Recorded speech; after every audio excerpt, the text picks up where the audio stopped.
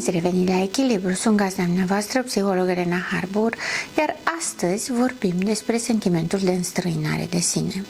Sunt foarte mulți oameni care, ori în urma unui eveniment traumatic, ori în urma unei perioade lungi din viața lor în care lucrurile nu sunt așa cum ar trebui să fie, ajung să aibă sentimentul acesta de înstrăinare de sine.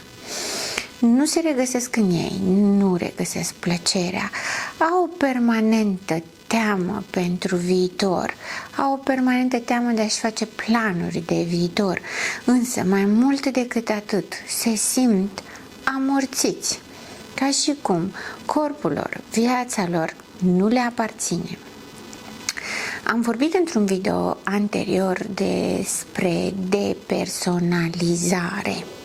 Ei bine, această înstrăinare de sine este un fel de depersonalizare, doar că nu ajunge la nivel patologic. Oamenii aceștia sunt oamenii care spun: mi-e dor de mine, nu reușesc să mă bucur, nu reușesc să mă regăsesc în ceea ce fac.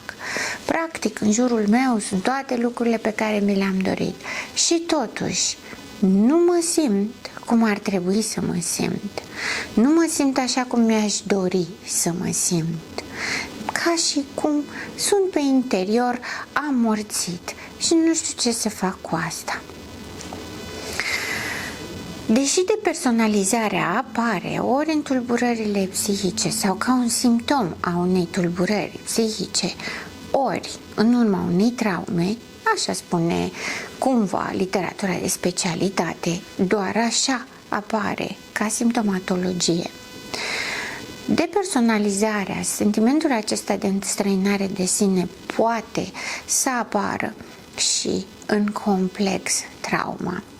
Cum spuneam tot așa într-un video anterior, este vorba despre acel sentiment, acea traumă care se produce în ani de zile într-o relație toxică. Atunci când lucrurile ar trebui să fie bune și intrăm într-o relație cu cea mai bună intenție, cu cele mai bune sentimente, emoții, este imposibil să nu avem și așteptări nerealiste. Bun, avem așteptări nerealiste, realitatea ne pune față în față cu ele și avem de ales. Rămânem sau mergem mai departe? De cele mai multe ori, și aș putea să spun că cam până la 90% dintre persoanele care ajung să trăiască o relație, ajung inevitabil și în momentul în care să se confrunte cu realitatea, pentru că trece perioada de îndrăgostire, trece perioada de investire emoțională. Cumva imaginea pe care și-au făcut-o la început seamănă cumva, găsește puncte comune cu partenerul, însă imaginea aceea de la început nu mai este aceeași, suportă modificări. În funcție de cât de determinate sunt persoanele să păstreze acea imagine idealizată cu care au început, se produce o distanțare față de realitate mult mai mare. Apar nemulțumirile, apar conflictele, apar presiunile asupra schimbării celuilalt și apare frustrarea că nu primesc ceea ce m-am așteptat să primesc. Dacă nu există această încăpățânare pe păstrarea imaginii idealizate și se acceptă realitatea, se încearcă negocierea dintre cei doi parteneri să vadă dacă ajung pe un drum comun. Sunt foarte multe situații în care nu se ajunge pe acest drum comun și totuși persoanele stau.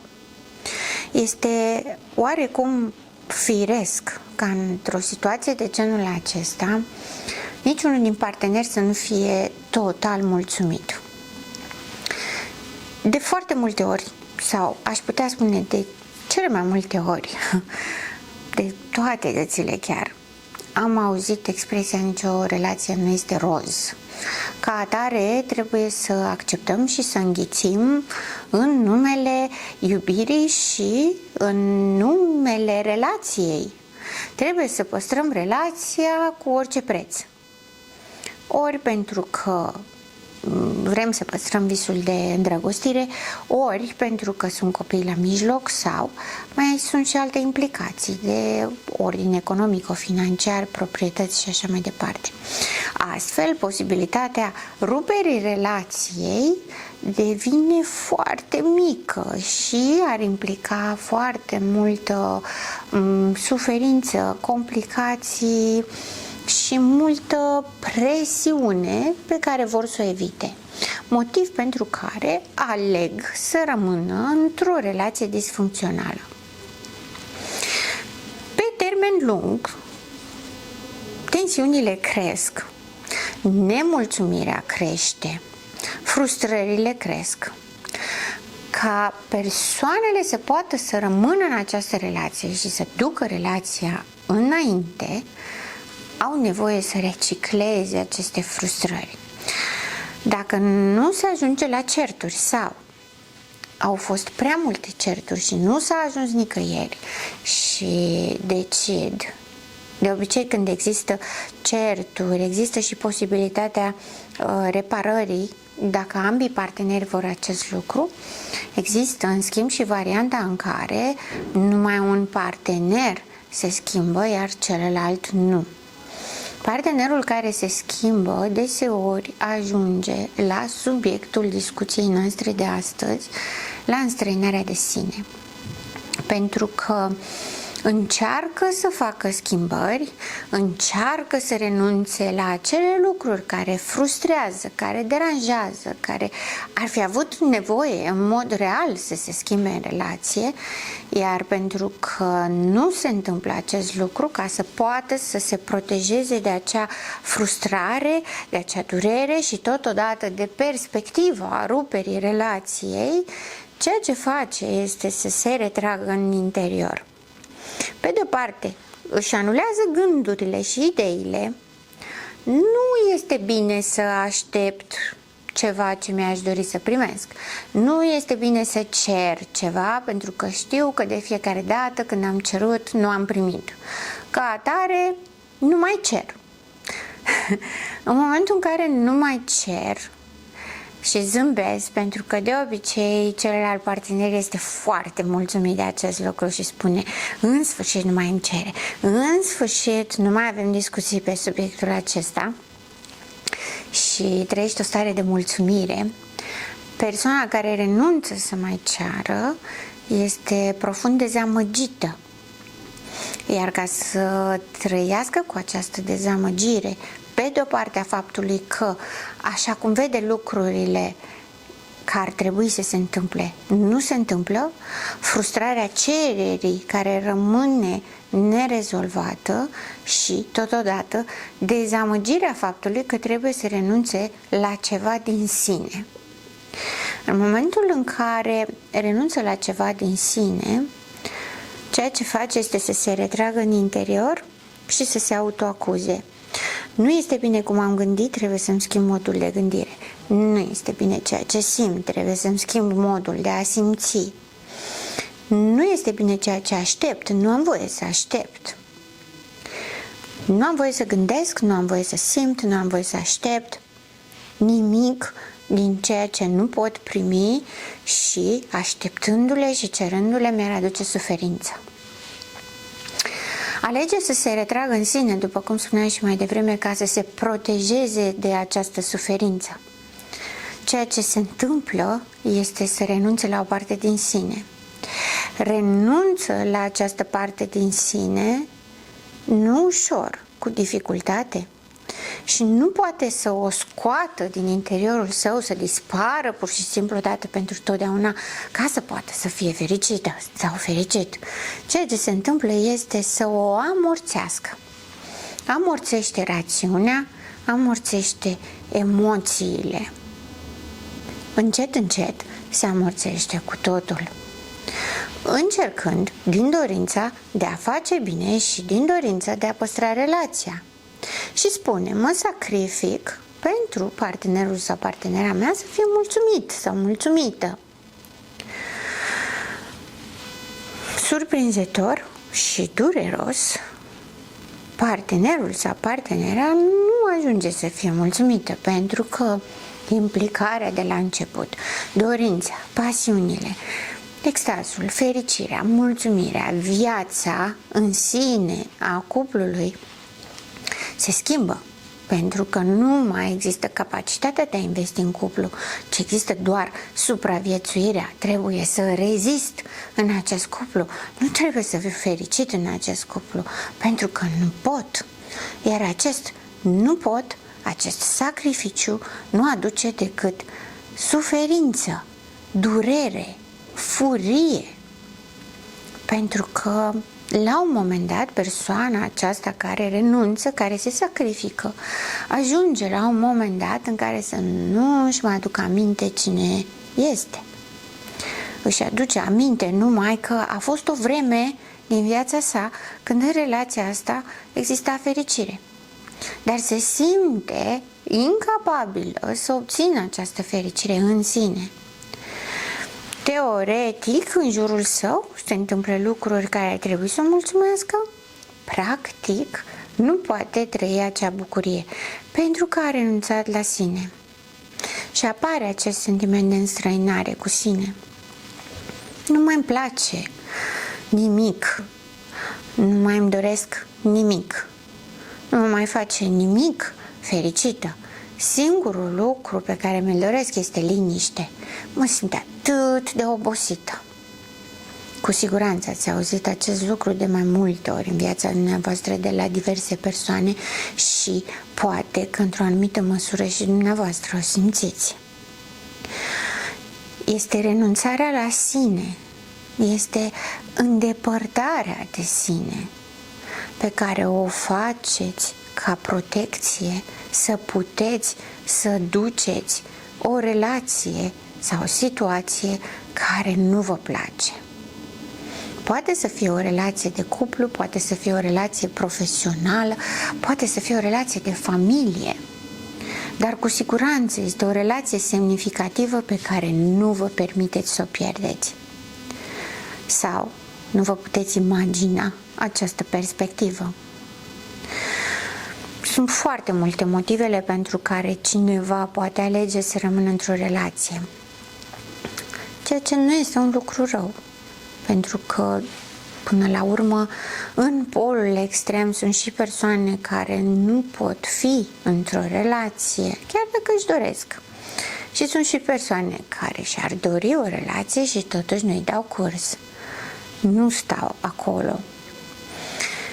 Persoanele care insistă cu orice preț să rămână în relație, doar acestea ajung să trăiască în străinarea de sine la nivelul acesta la care să se simtă amorțite, la care să apară depresia, la care să apară anxietatea. Pentru că depresia apare pentru că în mod real am pierdut ceva, m-am pierdut pe mine și mi-am pierdut capacitatea de a mă bucura și am pierdut o perspectivă pozitivă a viitorului, pentru că viitorul meu este strâns legat de starea mea, de bucurie, de nu chiar vis, dar este o proiecție a viitorului care presupune un entuziasm. Ori eu dacă știu că mă sacrific pe mine și trebuie să renunț la mine ca să rezist într-o relație, nu am o perspectivă îmbucurătoare a viitorului, că nu am cum. Cel mult pot să sper că lucrurile vor fi la fel în continuare, măcar la fel. Apare anxietatea pentru că nu știu cât timp o să mă pot ține amorțită, nu știu dacă această amorțeală îmi salvează relația, ci dimpotrivă văd cu trecerea timpului că cu cât renunț la mine, renunț să mai cer, renunț să mai aștept, cu atât mai mult relația merge prost. Și cea mai probabilă versiune a viitorului este negativă. În această situație, anxietatea nu este iluzorie, ci este o așteptare realistă. Și atunci persoana ajunge să fie, cum se spune în popor, între ciocan și nicovală. Dacă sunt eu, pierd relația. Dacă nu sunt eu, tot pierd relația. Și atunci această stare de amorțeală funcționează ca un fel de protecție. Nu mai simt, nu mă mai doare, merge relația, târâși, grăpești, dar merge. Vorbeam despre furie pentru că în acest context apare furia. Cum știm deja și din alte videoclipuri că furia apare pe nedreptate, e bine, și aici este percepută o nedreptate. Eu renunț la mine ca să meargă relația, dar relația nu merge. Eu renunț la mine ca partenerul sau partenera mea să fie fericit sau fericită, dar partenerul sau partenera mea nu este fericită și ajung să mă simt nedreptățită și păcălită că deși am renunțat la mine, am făcut cel mai mare sacrificiu pe care puteam să-l fac vreodată, lucrurile nu sunt bune. Tu, partenerul sau partenera mea, nu ești mulțumit. Eu nu sunt mulțumită. Relația noastră nu merge bine. Toate sacrificiile au fost în van. Am fost păcălită să cred că dacă fac acest sacrificiu vor merge lucrurile bine. Pentru că niciodată o persoană nu face un sacrificiu pentru sine. Întotdeauna îl face pentru altcineva. Ca atare, da, se simte păcălită, se simte nedreptățită și apare furia. O lungă perioadă, foarte lungă de perioadă de timp va încerca să înăbușe, lucru care conduce la o amorțire și mai profundă și poate conduce la o disociere. Eu mă rup de mine, nu doar că mă înstrăinez și mă amorțesc, mă rup de mine total, încerc să devin o cu totul o altă persoană. Această scindare la nivelul psihicului și la nivelul emoțiilor, această rupere de sine poate să se producă și în exterior. Renunță la prieteni, renunță la familie. Mediul în care este obișnuit sau obișnuită să fie devine străin, devine nefamiliar și nefamiliar, nu mai este investit emoțional, nu mai este drag să facă ceva, să facă lucruri acolo, nu mai este implicată, nu mai este preocupată, nu mai îngrijește. La un moment dat ajunge să pară de-a dreptul străin cu totul. Nu-și mai găsește locul. Sună și este periculos. Pentru că sunt multe persoane care nu-și găsesc locul și caută în permanență și de fiecare dată speră la o nouă poveste, de fiecare dată speră, de data asta îmi va rămâne, de data asta voi crea povestea pe care mi-o doresc. Și cu fiecare eșec, cu atât mai mult se înstrăinează de sine, cu atât mai mult se acuză. Persoanele de genul acesta așteaptă altcineva să le spună cine trebuie să fie, cine sunt, cine pot fi, cine vrei să fiu. Atât timp cât așteaptă să le spună altcineva, vor avea determinarea să facă pe plac, să se sacrifice, să facă această ofertă, dar vor cere, în schimb, identitate. După cum am spus și în videoclipurile anterioare, un astfel de mecanism în care mă ofer pe tavă, n-am nicio identitate, spune-mi cine vrei să fiu, se asociază doar psihopatia, pentru că psihopatia are o determinare foarte clară în a spune celuilalt cum să fie și cine să fie, în a anula personalitatea interioară și a o înlocui cu propria sa personalitate disfuncțională. Odată ce înlocuiește pe celălalt, personalitatea celuilalt cu propria personalitate, celălalt ajunge să simtă ceea ce simte psihopatul, doar acest vid, acest gol, această moarte pe interioară, psihică, emoțională, o preia, o trăiește intens, foarte intens, ca singura sa existență. Iar psihopatul face schimb, preia tot ce era sănătos la persoana care a renunțat, care s-a sacrificat, o ia pentru sine și merge mai departe. Am făcut această explicație pentru că eram la furie, iar ceea ce trezește cel mai mult furie în această situație este exact această dinamică. Eu am renunțat la mine și sunt extrem de nefericită, pe când tu ești fericit, dar în cu totul altă parte, nu cu mine. Nu pentru mine, nu pentru noi. Iar aceasta este resimțită profund ca o nedreptate. Este și o suferință profundă, dar mai mult decât atât este extrem de multă furie și este furie destructivă pe care nu o manifestă în exterior și o lasă să o mănânce în continuare înăuntru.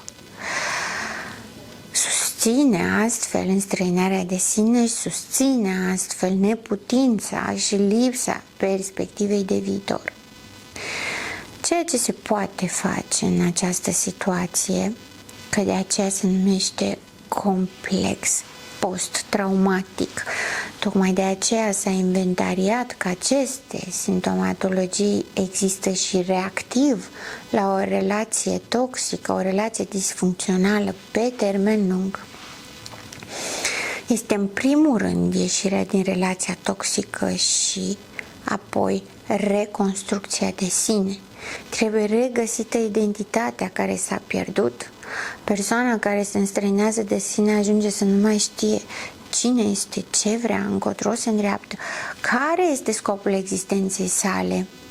Este cumva între viață și moarte psihoemoțională, suspendată cumva la mijloc. Nu are scopuri, nu are obiective, nu are dorință de a trăi, dar are furie.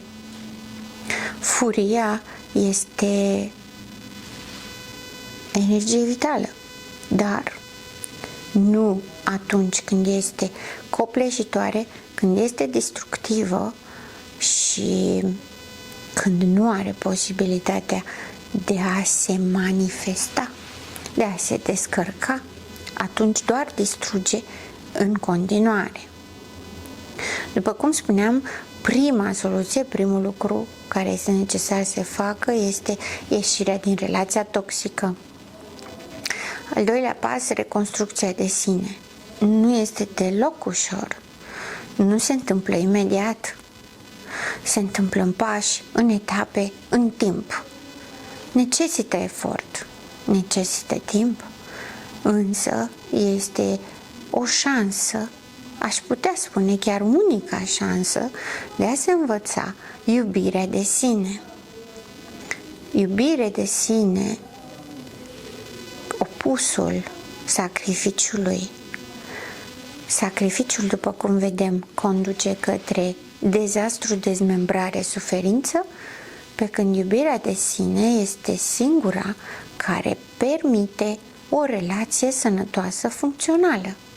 Repet, indiferent că este de cuplu, de familie, profesională sau relații de prietenie în societate, pentru că sunt foarte multe relații de prietenie fără existența unei dorințe erotice sau unei dorințe de formare de cuplu care funcționează la fel și care trag resursele și absorb resursele persoanei dispusă să ofere, să facă acest sacrificiu și în lipsa unei promisiuni a viitorului sau a relației de cuplu fericite, ci speculând doar dorința de a fi un om bun, de a fi un prieten bun.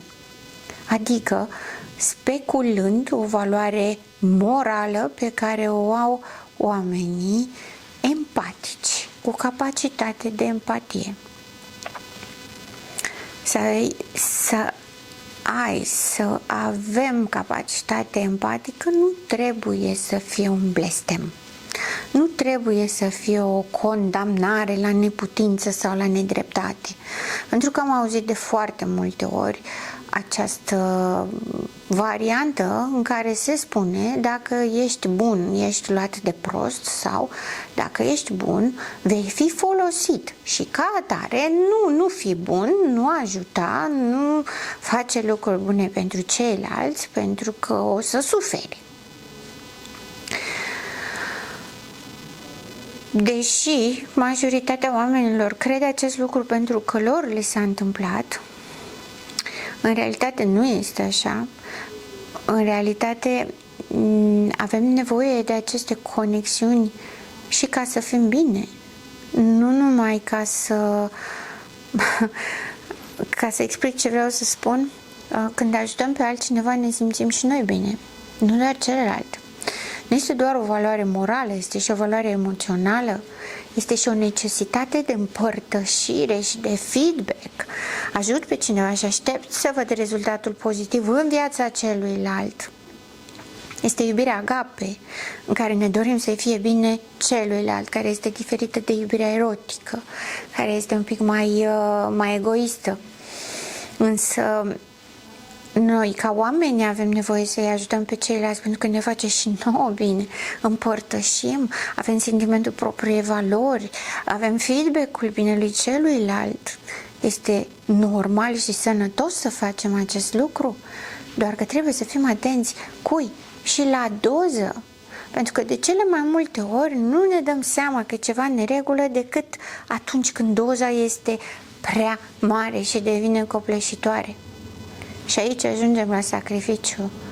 Atunci când se pune problema de sacrificiu, este mai mult decât clar că trebuie să ne oprim. Este mai mult decât clar că acolo începe să se producă rău și nu bine. Ca să nu ajungem să ne înstrăinăm de noi, e important să nu ne sacrificăm. Până la urmă, nimeni nu are nevoie de sacrificiul unei identități. Toți oamenii cu care v-ați întâlnit în viața dumneavoastră au trăit și înainte de sacrificiul dumneavoastră și cu siguranță vor trăi și după. Nici o iubire nu cere sacrificiu, pentru că iubirea este flux, este continuă. Îmi dai, îți dau, împărtășim împreună. Nu este sacrificiu. Nu este unilaterală. Dacă există sacrificiu și unilateralitate, nu mai este iubire. Este cu totul altceva. Ca să pot să nu mă înstrăinez de mine, trebuie să fiu bine cu mine.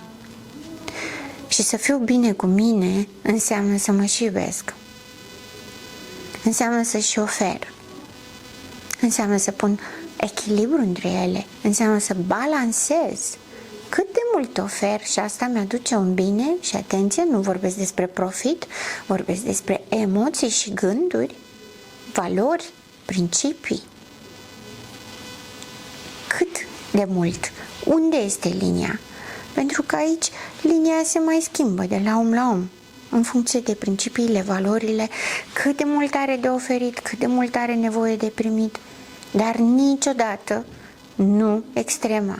Niciodată nu trebuie să acceptăm în mod voluntar să ne înstrăinăm de noi.